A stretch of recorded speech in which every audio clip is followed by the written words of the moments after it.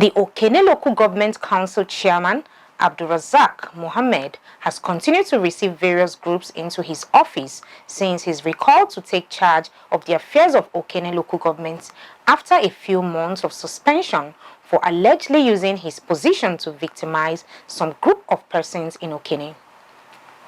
Amongst many visits was the Okene 2 House of Assembly APC candidate for 2023 election, Yusuf Rasaq. Yusuf said he visited to inform him of his intention and plans if elected. The chairman also received the marketmen and women of Okene Central Market called Ohu Variki. Our reporter has more. The APC Okene 2 Constituency State Assembly candidate for the 2023 general election, Rasaq Yusuf, said it is normal to visit the recalled chairman because the party election that produced him as the candidate was conducted when he was on suspension. He promised to go about canvassing for support and peace. And at the same time, congratulate him for his return to office.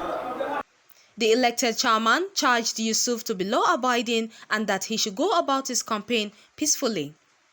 The special advisor on media to Okene local government chairman re-emphasized the advice given to the APC candidate by his boss. Cautioned them against violence, and he urged them to maintain peace throughout the electioneering campaign. And he also promised them to give them the support to ensure the candidate win. The meeting also became an avenue to hear from key executive members of the council of their opinions on the federal government's decision to ban Okada operations as means of mobility across Nigeria. Their reactions suggested that government at all levels provide means of livelihood for all riders before the ban. They have to provide other means for them to sustain themselves. There is no way you can take a job from a man without providing another way for him to sustain himself, and you think that maybe that person will still remain or be a good ambassador to his own community.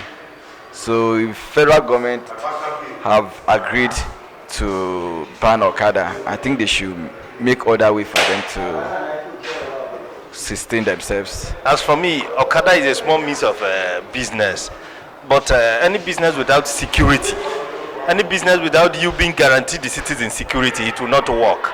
So if the Okadas are the major problem we are having in terms of security, I think banning them is more good, and it is very, very important.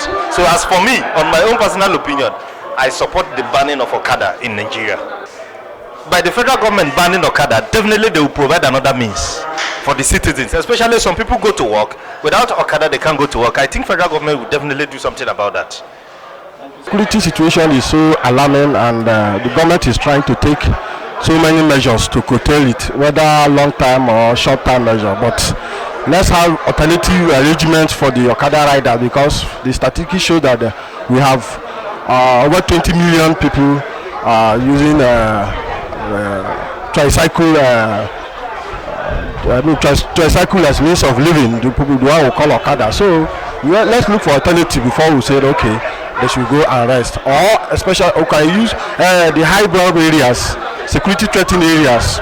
Can reduce Okada in security threatened areas or in urban areas, while you see allow others to operate in rural areas. But my own take on this is the masses are suffering. We all know what is on ground presently. So banning them completely without giving them a palliative, another measure that will take good care of them, is going to create another issue of insecurity in the nation. My own take is, I advise the government at the top to ensure that there is an alternative measure, like in Yobe State. When I went to Yobe in 2019, there's nothing like, not even Okada, entire bicycle, not bicycle, motorcycle is banned completely. What they make use of there is tricycle within the city. As they are living Okada, they have something else to fall back on.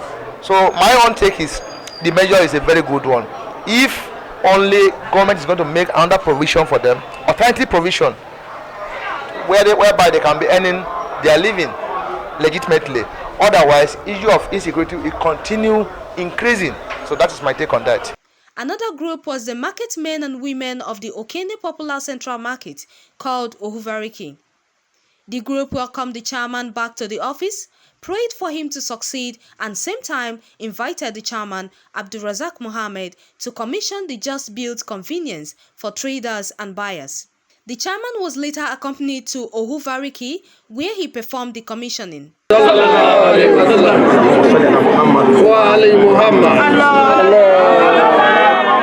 The traders thanked Governor Yahya Bello for making the security of lives and properties his priority. Today is my happiest day.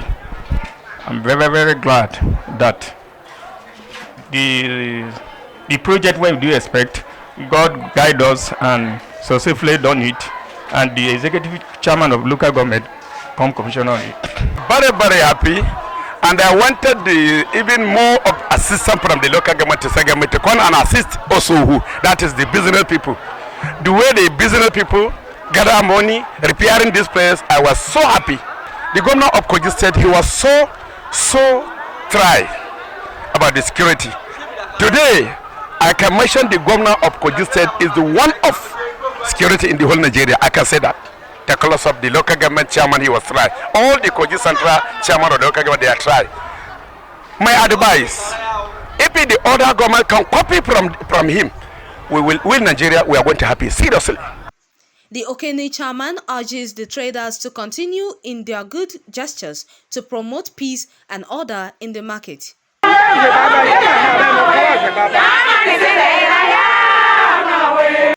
Compiled by Abdulmuttalib Dauda, MLC TV Okene, I am Yusuf Muhammed, reporting for MLC TV.